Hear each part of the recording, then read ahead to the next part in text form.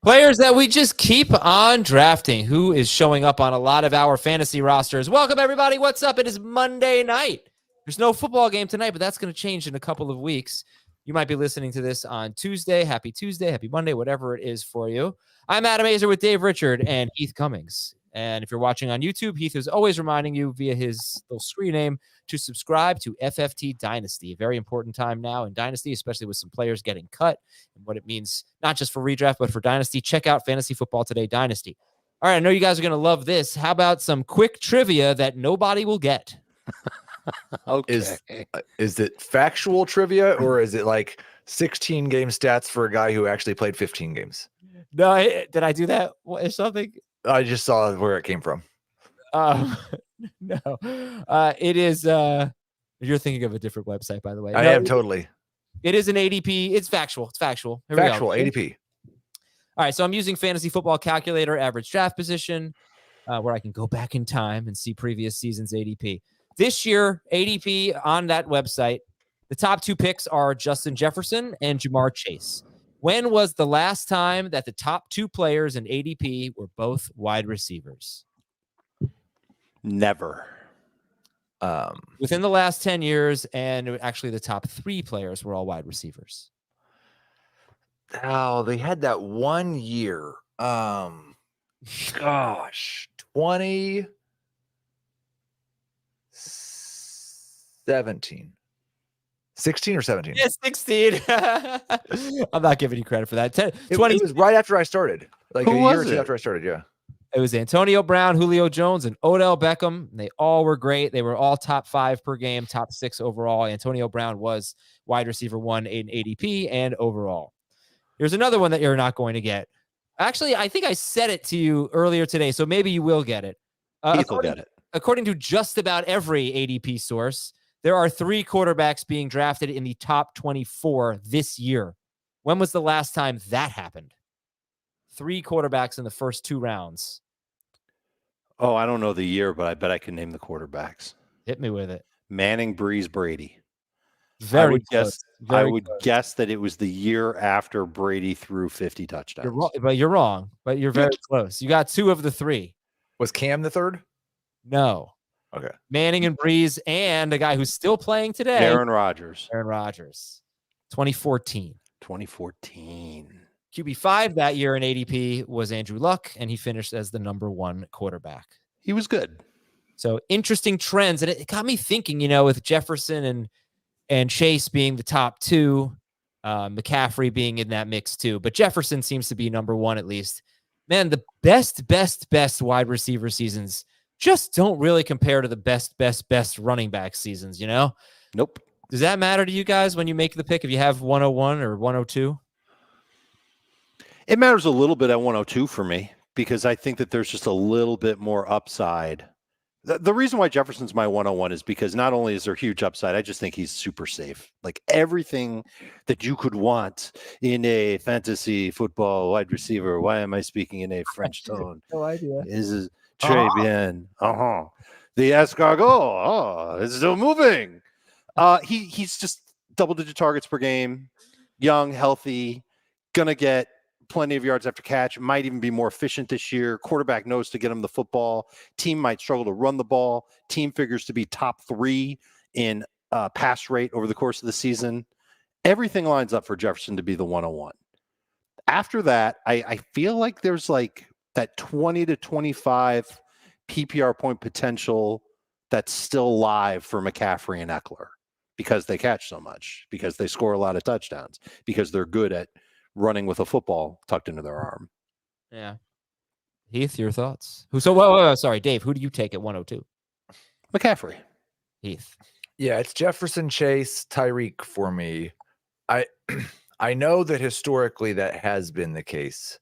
I don't know how plausible those insane running back seasons still are. Okay. Yeah, I mean, it's been kind of a down couple of years for the running backs. And it's not just been because, part of it's been because certain guys got hurt, but also it's just been, we've just seen a major shift. And that was my argument for Josh Jacobs, was that he's one of the few guys who's not old and is as long as things go okay, he's going to touch the ball 20 plus times a game. There's just so few of those guys anymore. I don't know that McCaffrey, with Elijah Mitchell, is even that guy. The one thing is that Mitchell doesn't get a lot of the value touches, high value touches. So he might he might have 12 carries in a game to McCaffrey's 18 touches, but McCaffrey's 18 touches are mostly great. I don't think he prevents McCaffrey from being RB1 at all. Yeah. I think he prevents McCaffrey from being 28 fantasy points per game or whatever the insane running back seasons have been.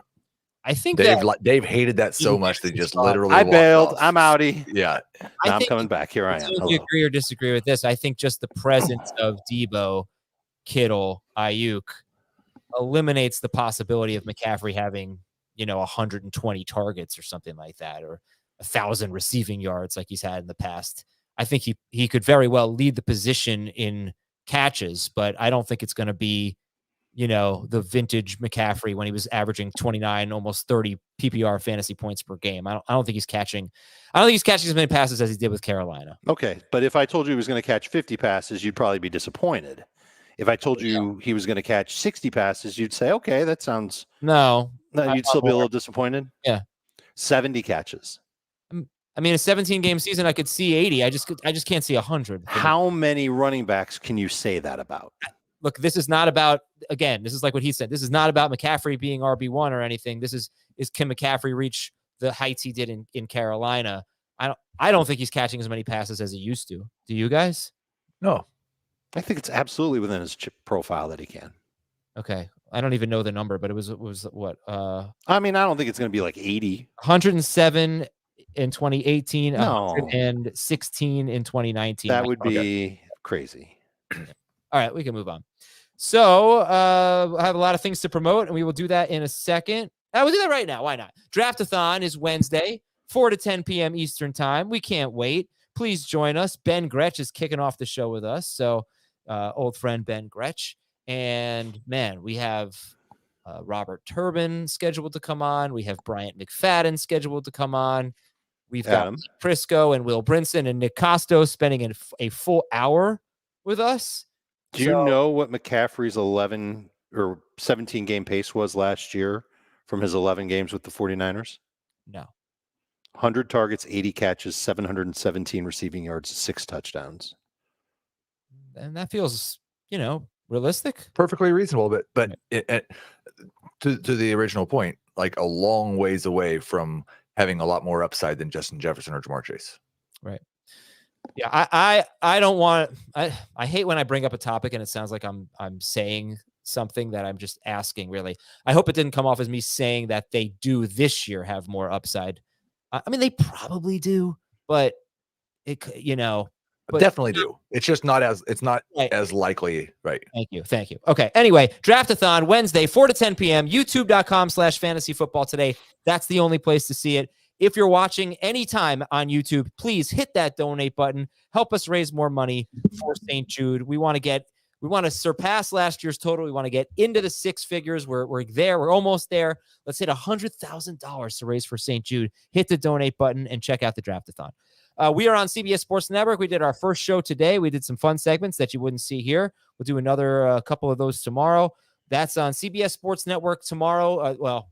Tuesday, 11 a.m. to noon Eastern, and Friday, 10:30 to 11:30 a.m. Eastern, CBS Sports Network. Now let's get to today's topic, and later we'll talk about the news and notes with the Cardinals quarterback situation. Kyler Murray is going to miss at least 4 games, and Colt McCoy was released. An update on JSN, an update on Treylon Burks, Matthew Stafford feeling like an old man. Very interesting story there.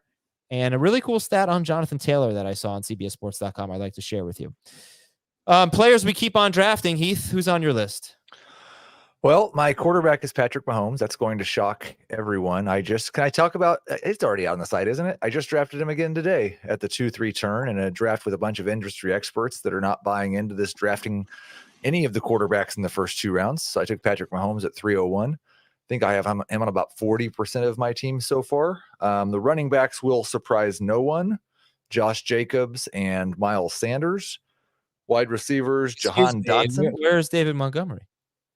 There's David Montgomery has not made the list. I think what has happened, and you've talked about this, is that like if you draft Josh Jacobs and Miles Sanders, even if David Montgomery's there in round 6, it's not quite as appealing because you might already have 3 running backs. Yeah. And so that has happened, but I like Sanders and Jacobs a lot more than Montgomery, so I'm okay with that. Okay. And then Dotson, and I don't have I thought the interesting thing was I've got more than a dozen drafts. No tight end that I have on more than 2 teams. Wow. There's no tight end I'm drafting a lot. I gotta say, I have got to start drafting more Jahan Dotson. It's too late. You missed it. he went at pick 49, I think, today, or 52, something like right after the 4-5 turn. Like no chance. Early? Is that too early? Feels early. Not that early, but early. Clamoring for a Commander's wide receiver with Sam Howell under center in a division with loaded teams doesn't feel like the safest play. But I have to admit he has upside. I just wouldn't clamor for him. Well, wouldn't go out of my way to draft him. I think he probably needs Terry McLaurin to miss a large portion of the season for that to pay off. But I do think that Dotson has, like, I don't know of anything that he's not possessing as a potential elite wide receiver. Talent, you mean? Blazing fast. He runs extremely good routes. And I think Matt Harmon graded him out coming into the NFL as having the best hands in that class. So you run really fast and run good routes and catch really well. That's good. My other 2 receivers I forgot about, but Gabe Davis and Christian Kirk, of course. I got him at, I think, the 701 today. That felt good. Why do you think you don't have any tight end in more than 2 of your 12 leagues? Because you're not drafting Andrews as much. That's where I guess. I mean, the Kelsey one, you don't really get a choice on. It just depends on where you draft. And it kind of feels the same way with Mark Andrews as well. Like, I think Jamie got Andrews at 310 today or something, which is much later than normal. But often what I find is I either have a pick at the beginning of round 3, and I'm not going to take Andrews over that trio of Waddle, Devontae Smith, and Higgins. And one of those guys is always there. Or I'm drafting at the back, and Andrews is already gone. And so, and then everybody else, you're just kind of at the mercy of, is this a draft where the guy likes Darren Waller in round 5, or is this a draft where the guy somebody likes Dallas Goedert in round 6? I don't really want to draft any of them until round 7. And so if one of them falls to round 7, that's who I take. Okay. Dave, let's hear your list. Players you keep drafting. First of all, I haven't had a lot of drafts for leagues that were actually playing out. So take that with a grain of salt, the list that you're about to hear. But these are guys I like targeting, certainly in our mocks. Starts with Christian Watson in Green Bay. Just love that he's got the type of athletic profile to be an amazing stat producer. And I think Jordan Love is pretty close to being a competent quarterback. Dameon Pierce in Houston. Love that he's been getting every down work. I think it's like pretty much each of the series or first 2 series. Like Singletary might get Singletary might get a series of his own, but I think Dameon Pierce is going to end up getting a lot of work, and he looks really good. You saw him against the Saints. I liked it. I'm getting a lot of either Chris Godwin or Mike Evans. And this goes back to something that I talked about. Maybe it was like 2 weeks ago. Maybe it was less than that. I don't know. Adam, you'll tell me. I feel like that those 2 are this year's version of DK Metcalf and Tyler Lockett. And I get why. Baker Mayfield's the quarterback. And we just watched Baker Mayfield play poorly on 2 different teams last year. But now he's got these guys, and I think they're going to have lower ADOTs and higher volume, if you can actually believe higher volume. Yeah. Well, I think they're just going to get a ton of targets in Tampa. I imagine that they're going to suck up at least 40% to 50% of all available targets there. They're just going to get a lot of work. And I like where you can draft them. It's not like Mike Evans used to be like a 2nd round pick, a 3rd round pick. Godwin was a 2nd or 3rd round pick, maybe a 4th rounder or 5th rounder a year ago. Now you're getting them in like round 7. So I'm taking value with those guys. I've talked enough about George Pickens. You guys don't want to hear how amazing of an athlete he is, a contested catch machine and an offense that should be more pass friendly this year. Oops, I said it. Dalton Kincaid in Buffalo. He'll see a lot of single coverage, rookie tight end. That's usually the tight end I gravitate toward when I go late, since I don't often take a tight end. Great. And then Dak Prescott. Drafted him in our Draftathon League today as my second QB. I like how he finished last year, almost 24 points per game in his last 9.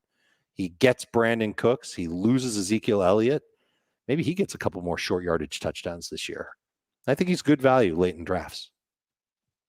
Okay, so Heath said Mahomes, Jacobs, Miles Sanders, Dotson, Gabe Davis, Christian Kirk, and did not have a tight end that he drafts a lot.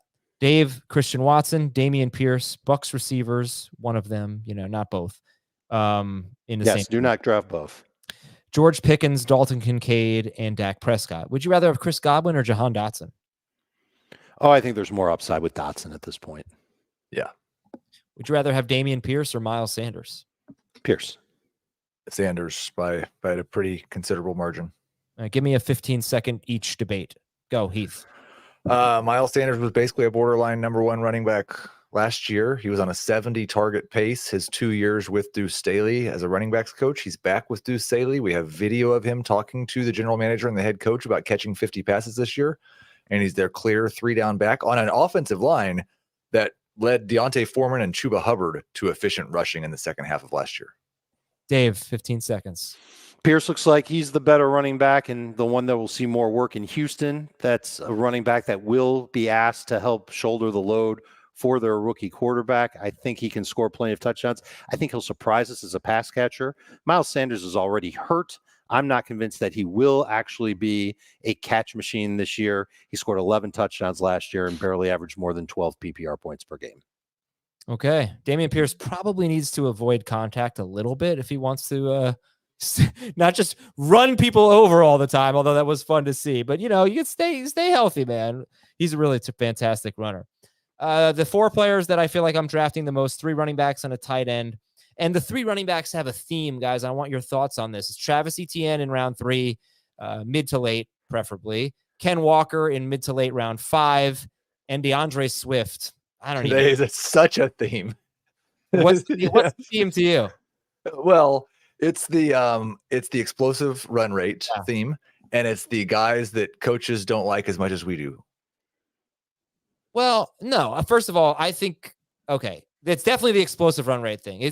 The theme is I think that they are great running backs that will rise above the workload concerns.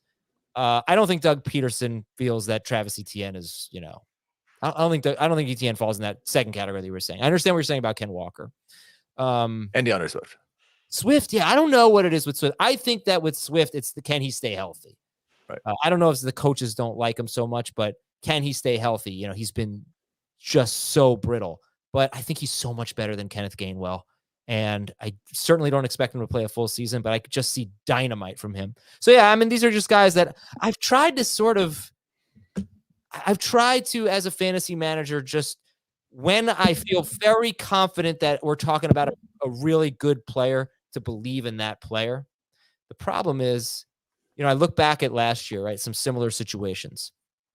Aaron Jones was clearly a better player than A.J. Dillon last year, and he never really ran away with the job. Javonte Williams, did he run away from Melvin Gordon? No. There was one more example. Tony Pollard, even when Zeke came back from the injury and Tony Pollard just was amazing, Zeke still had more carries than him. So I can't sit here and confidently say that Etienne and Walker and Swift are going to be so good that the other guys just aren't going to matter. But I can say that even with those guys I mentioned from last year, even with them not getting full workloads, they were still good for fantasy. So I just think these guys are terrific players, and I'm banking on them. The only thing I would debate with of that characterization is the Aaron Jones inclusion. Why? Because I think you're identifying guys who are really good at a thing that is really fun and produces fantasy points in a hurry. But I think there might be things within the game of those other guys, ETN. I think Aaron Jones is just a complete running back and a very, very, very good running back. I don't know yet with Swift, ETN, Walker, whether they are elite runners, but I think they have maybe flaws in the rest of their game that are causing them to not get as much playing time as we would like. So would you take ETN in round 3? Yep. Yeah, late round 3. Yeah. Would you take Ken Walker in round 5? No. That would be the absolute earliest I would consider him. And it would have to be like right toward the 5-6 turn. And I basically take Swift just before the A.J. Dillon, Commanders running backs, Samaje Perine, Jalen Warren group, I'd say. What's your sweet spot for that? What did you say? I would love for it to be round 8. I can't quite remember where I took him, but I think I'd go as early as round 7 in a 12-team league for Swift. Let me take a look at the leagues. I guess I can tell you where I took him. But what about you? I wouldn't take him until at least round 8. Today, I get where you're coming from. I understand the excitement. He averaged 13 PPR points per game in Detroit, multiple seasons. I don't think Philadelphia has to use him the same volume, obviously the same way.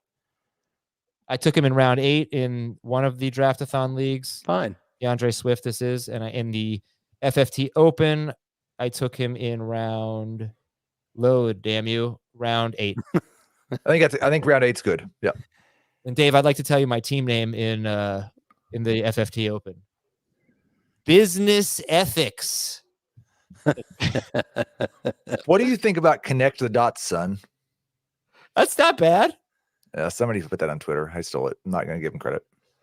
Did you see my team name? Grab Dable by the horns. You can do better. Okay. Here's one from a viewer or a listener from Henry. It's been right in front of us the whole time. Mr. Bijangles. Mr. Bijangles. You know, like Bojangles? No, because it's Bajan. I know, but it's the spelling. Wouldn't Dable be better like if you're doing like something like under the Dable? Like it's not Dable. Yeah, I know, but you never Dables. You get the old under the Dable and dreaming. Playing under the Dable and dreaming. I love it. All right. Dable tennis? Anyway, let's take a break. When we come back, Kyler Murray update and more.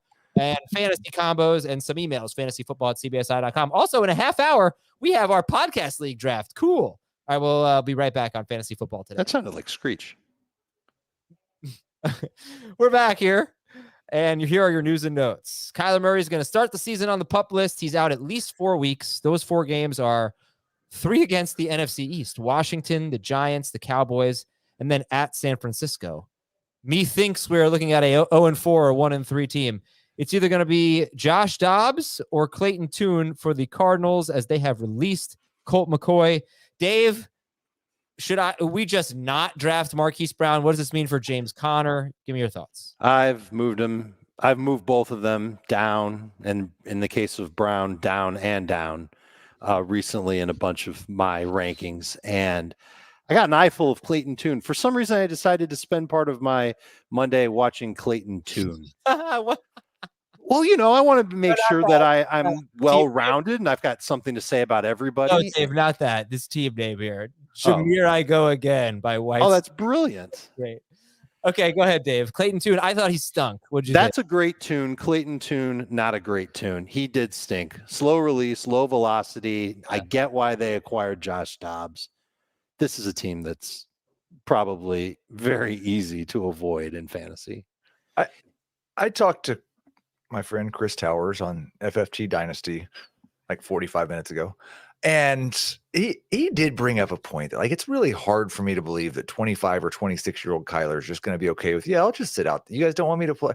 And that the coaches are going to be like, yeah, we don't want you to play because we want to lose all the games. Like I don't also believe that them cutting Colt McCoy is somehow a negative for anyone.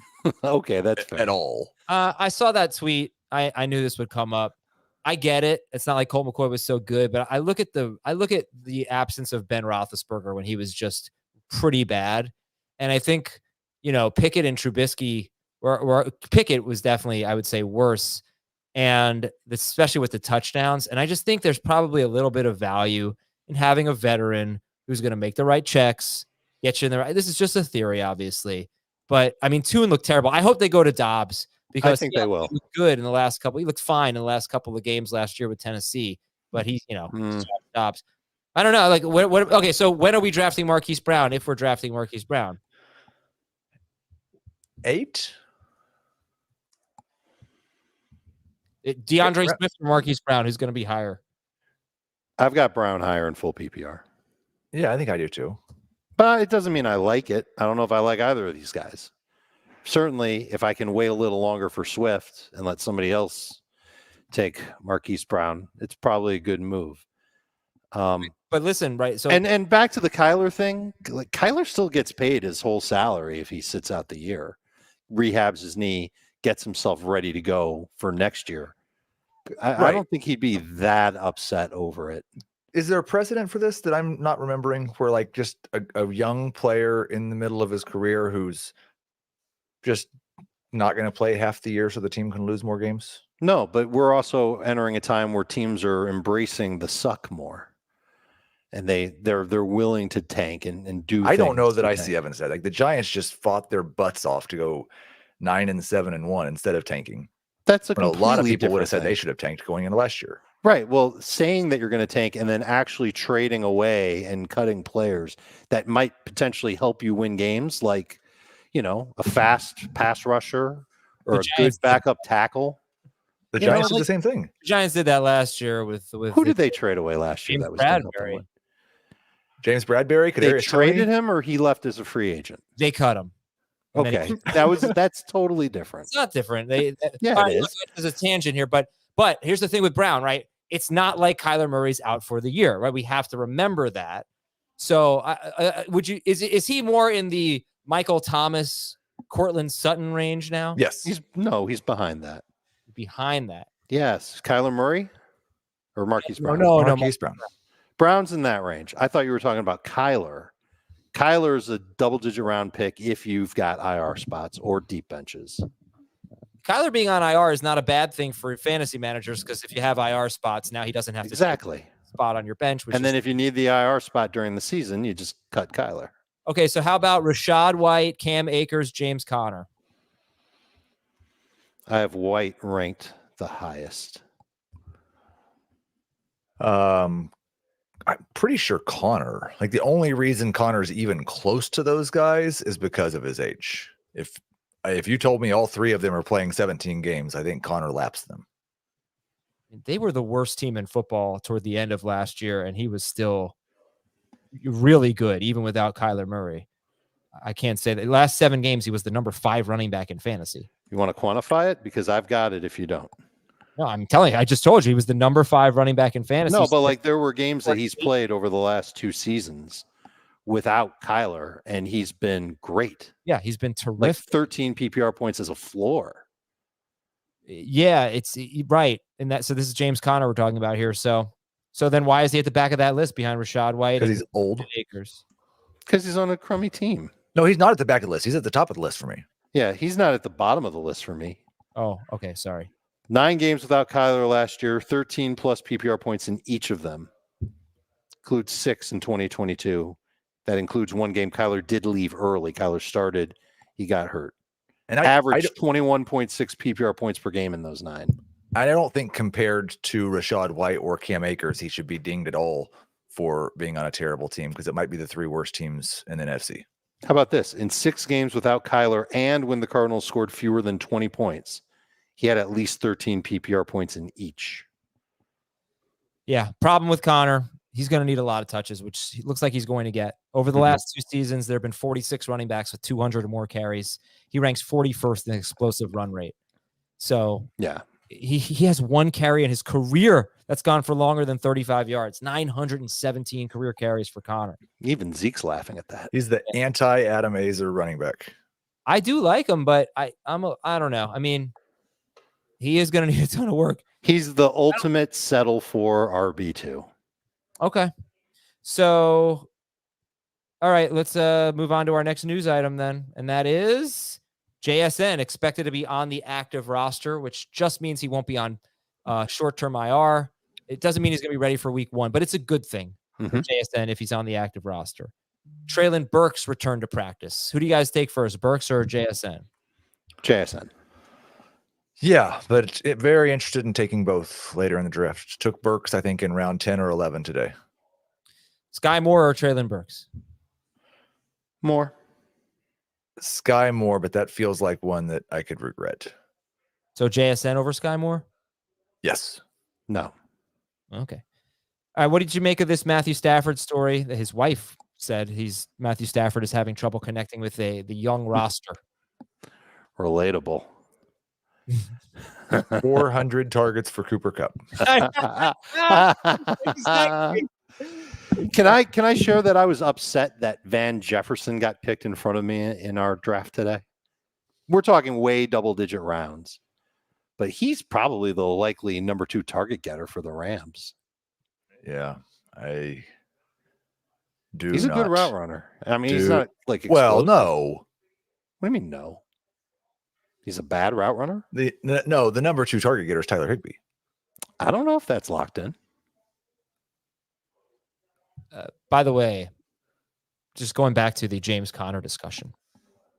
If you have the heebie-jeebies on James Conner, if you have the heebie-jeebies on Rashad White, Cam Akers, because you don't want these bad offenses. I mean, these are running backs. They're around 24, 25 in ADP. Cam Akers is 22 on Fantasy Pros. So what are we supposed to do? What are we supposed to do at RB2? Are we just supposed to take our RB2 earlier than this? That's an option. Or are there other guys like James Cook goes later, DeAndre Swift, Pacheco? Much rather have Sure. James Cook. What about Pacheco? What about Javonte? No. Right. So these are, Montgomery is one of those guys that you could settle in for as your RB2. Strongly prefer Javonte, strongly prefer Cook, strongly prefer Montgomery. Swift? No. What about a Kamara Jamal Williams combo platter where you start Williams for the first 3 weeks? I did that 1 week and then you get sick of him and then you find somebody else. Yeah, I think that's fine. All right, moving on. Matthew Stafford, yeah. Oh, Houston named CJ Stroud their starting quarterback. They also released cornerback Desmond King, who I thought had a very good year last year. PFF always rated him highly. Seemed like he did well, slot corner. So that was interesting. Carolina released a linebacker named Bumper Pool. Yep. Yeah, Bumper Pool. Yep. You guys have played Bumper Pool, right? I haven't seen a Bumper Pool table in decades. I used to play it a lot when I was a kid. To be fair, you don't go out much. I don't know any pool halls, but Bumper Pool was super fun. The Jets waive Bam Knight. Cardinal center Pat Elflein is out for the season. Here's a stat I saw about Jonathan Taylor from CBS Sports. Okay, at 29 years old, entering year 8 in the NFL, Derrick Henry obviously has taken a bigger toll over the life of his own career. But dating back to Taylor's freshman year at Wisconsin in 2017, Jonathan Taylor has racked up 1,828 touches between college and the NFL. That eclipses Derrick Henry's 1,754 touches in that span.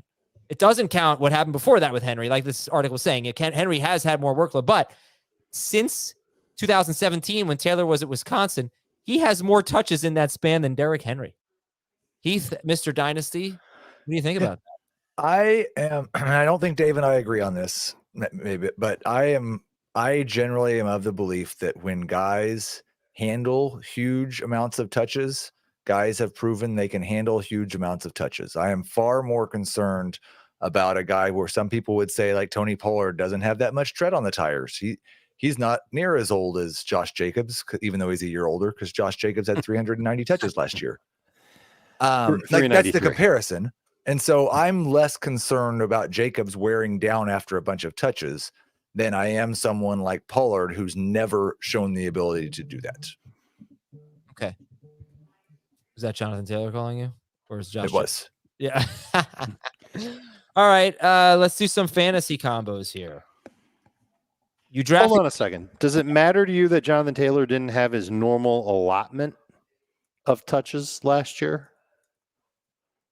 Because he missed so much time? 220 touches in 11 games. I try not to think about it. I just thought it was interesting from a dynasty perspective that since 2017, he's had more touches than Derrick Henry. I don't like that he got hurt last year. No one does.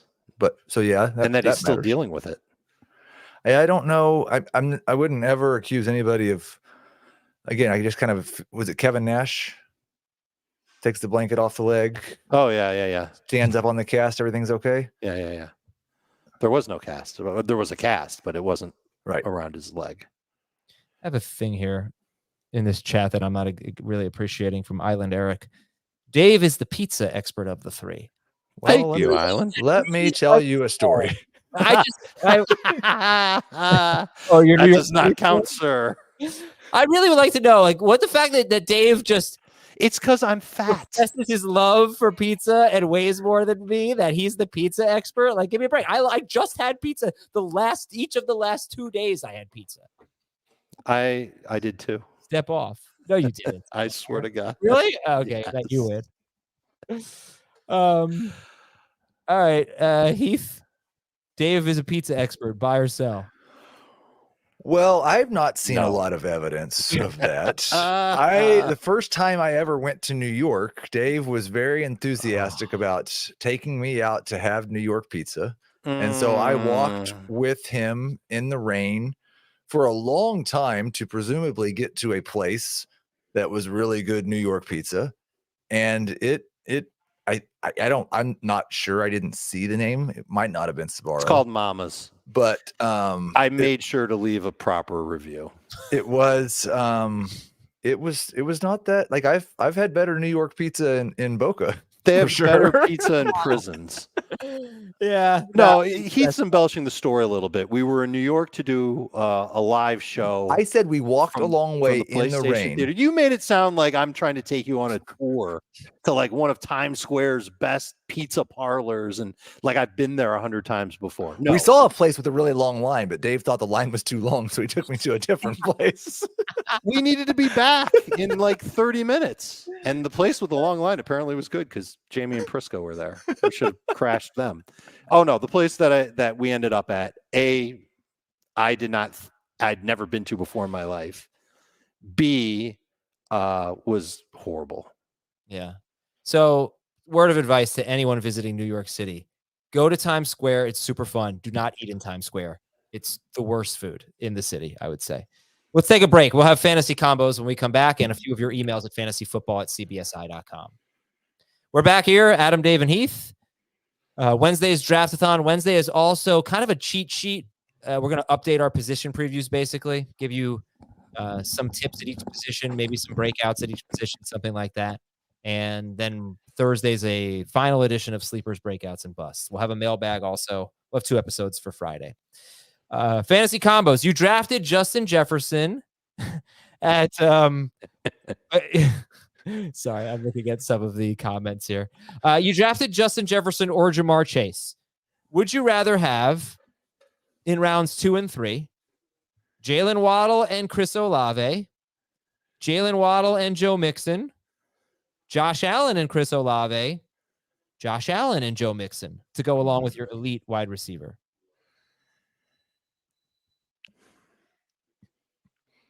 Allen and Olave was where I was probably going to lean. If Waddle were healthy, I'd say Waddle and Olave.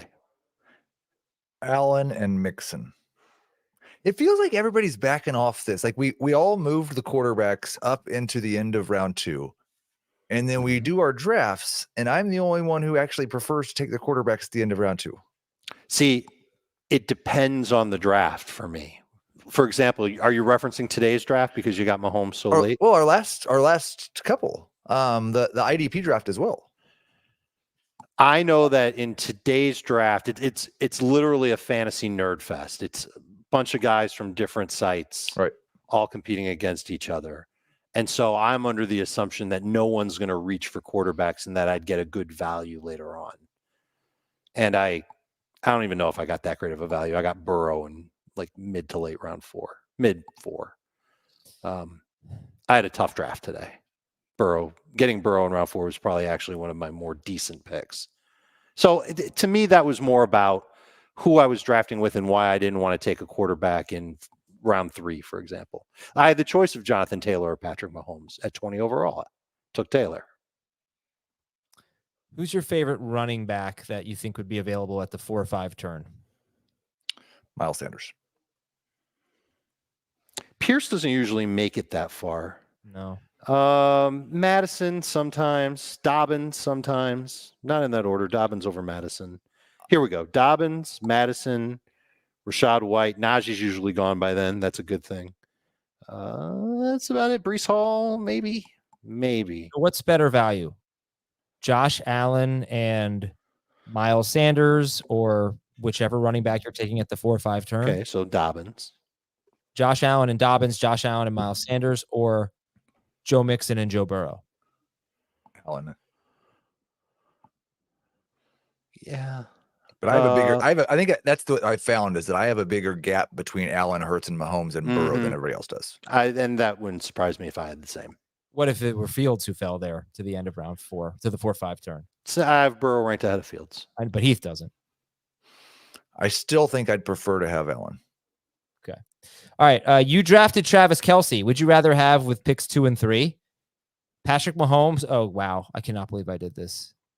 I cannot believe I put Patrick Mahomes and Mark Andrews. I don't think you're going to take both Kelce and Andrews. So well, hold on. Do you start 2 tight ends? All right. You have Travis Kelce. Would you rather have Patrick Mahomes and Travis Etienne, Patrick Mahomes and Calvin Ridley, or Garrett Wilson and one of those Jaguars to go with Kelce? Wilson and a Jaguar. I would take Mahomes. I think I really, especially stacking up Mahomes and Kelce. Like I just figure you've probably won 8 games now. I know it's so tempting to, if you take Kelce. Like it is riskier because if Mahomes gets hurt or if Kelce gets hurt, it might screw the other one. But if you have those two guys and the last 5 years are the evidence that we have, like they're going to win you 5 or 6 games by themselves, probably. All right. Which combo do you like better? Stephon Diggs and Derrick Henry, or Saquon Barkley and Amon-Ra St. Brown? Saquon. Is this half PPR? You can give me answers in both. Full PPR, I think it's closer. Diggs and who? Henry? Diggs and Henry, or Barkley and St. Brown? They're very close for me. I'll take Diggs and Henry. That's a pretty realistic scenario if you're picking 10th or so. Yep. And do you like Christian McCaffrey and Josh Jacobs, Christian McCaffrey and Jalen Waddle, or Christian McCaffrey and a top 3 quarterback? If I can get Jacobs in late round 2, I'm happy. Yeah, I don't understand why we're not taking him in late round 1. So yeah, it's definitely Jacobs for me. Do you have any concerns just about any of the unpredictable things that could happen from him missing so much time and not practicing, slow start, injury, something like that? I would hold back on that because he's got a couple of weeks to get ready. So I said it last week, and I think I was talking to Dave when we were talking about it. Like today was the day where I felt like if he has 2 weeks, he's fine. I was going to move him down today if he didn't show up. Yep. Okay. And he's already shown up before today, so it's even better. Matt Smith in Brandon, Mississippi has our first email for today. He says, can you please tell me if you've had a podcast on salary cap drafts or auction drafts, or have an article on the website? I have one coming up on Wednesday. It's my first salary cap draft. And I know I have heard Jamie talk about his strategy before. Any help would be appreciated. And before you answer, Dave, you guys are doing one tomorrow. Each of the last 2 mailbags, I've read a question very similar to this. And I've had myself, Dan Schneier, and Jamie Eisenberg, on the 2 shows, mailbag episodes, give salary cap draft advice. Mine's always the same. Save money for the middle. Don't wait too long to spend your money, and don't spend it all too early. That doesn't mean don't get anyone too early, but my one piece of advice is try to make a lot of, transactions in the middle when guys like DeAndre Hopkins and Damian Pierce and like these round 4, 5, 6 guys are going to go in that range, and you're going to clean up because you're going to have the most money. Dave, is there any written content right now? There is. Okay. I publish a strategy piece every single summer, and something like that is in there. I have a rule called the 20-50 rule, where you save 20% of your budget for the last half of the nominations in a salary cap draft. And sometimes I even have more than 20%. And yes, this is a great opportunity to pick up bargains. They're just not going to be the primo players. The way that auctions go, everybody nominates players. The majority of those nominations, especially if Jamie's not in them, are big name guys. So people like Nick Chubb and Garrett Wilson, I don't have to name them. You know them. They're going to be the first ones that are nominated. And people get excited to spend their dough in salary cap drafts, and they will overspend. And then when you get to that midpoint, that point that you love, Adam, there's going to be 3 or 4 managers who just, they're handcuffed. They can't do anything about it. They can't go after players because then they'll be left with dollar bids to round out their bench. And that's not a great place to be. So definitely save at least 20% of your budget. So if you start with 100, save 20. If you start with 200, 40. Congratulations. I know how to use a calculator. I am the Save that for the guy. last half. I'm the guy who will be picking up 5 $1 players at the end of the draft. It's the only chance that I get all year long to have 3 first-round players. Let's see if I can go get 3 first-round players. I do think, and I was stealing this from John Bosch, who does a lot of auction stuff himself. I don't think you're very likely to get great players bidding them up by $1 at a time. Bijan Robinson comes on tomorrow during our auction. If I have him at $36, I'm probably going to change it from 1 to 33 immediately, and hope that it shocks somebody into letting him go through. And I'll do that on player after player after player. And that does I remember 5 years ago getting made fun of for being $12 Travis Kelce because nobody wanted to spend. I bumped him up to 12 immediately, and he was supposed to go for 9 or something. But you might overpay $1 or $2. But I think that's the way to get great players without overpaying is you just boom. As soon as they come out, like when I nominate a player, if I nominate Bijan, I'm going to nominate him for 90% of what I think he should go for. I won't nominate him for $1. The problem is that all it takes is one other fantasy manager who's got the money to spend to just bid $1 more than your big nomination. Right. Now you're still in the same situation where you're going to go dollar for dollar for dollar. No, of course it's a lot better than going, all right, Bijan for 1. Do I have 1? Do I have 2? Yeah, 2. And you do that for an hour and you turn into a skeleton. It's not going to work on every player, but if it works on 2 or 3, it worked. I think if there are mid-round guys like Miles Sanders for you, Heath, George Pickens for me, I think if we do that with those guys, people will clam up and maybe you get them for 90% of what you think they should go for. The downside is you might have been able to get them for 80% if you hadn't have done that big jump in bid like you're I'm not as likely to do that for guys that I know that I like more than everybody else. I see. How about this piece of advice? And I gave this to CBS Sports HQ host Jeremy St. Louis. Allow yourself to bid the extra $1 because at some point in an auction, you're going to be one-on-one with somebody else spending that extra $1 to go get the player that you want. And you'll be sitting there and the platform will say going once, going twice, and just let yourself spend the extra $1. It's okay if you spend an extra $1 on a player you really want.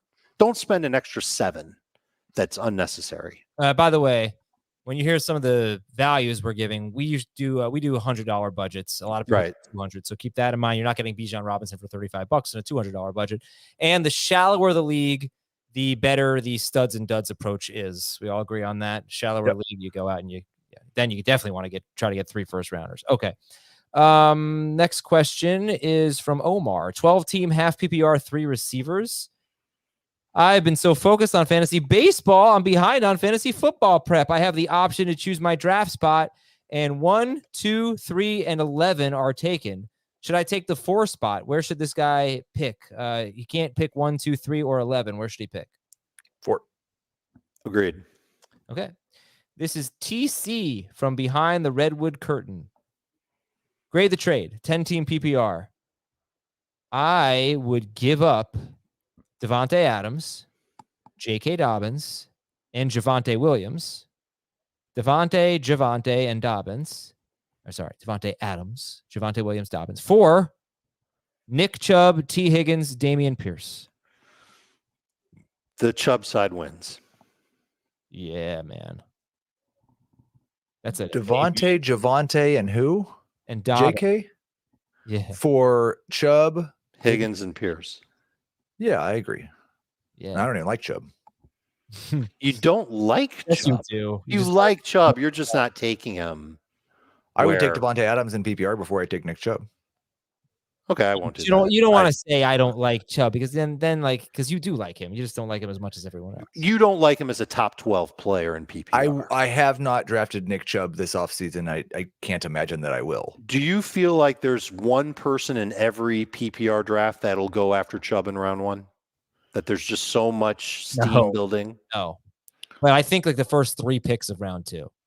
Okay, top 15? Yeah, I think so. Yeah. I think so too. I think it's too soon. Maybe by a little. Yeah. You I like love the talent. He's an awesome running back. 15th overall or Jahmyr Gibbs 34th overall? Nope. Neither? I have not I'd take Chubb. I don't think I'm taking either one of them. I think I would take Chubb if I had to pick between the two. Okay. All right, that's it for today's show. Woo, we got 3 minutes before our podcast league draft. Good luck, guys. Not.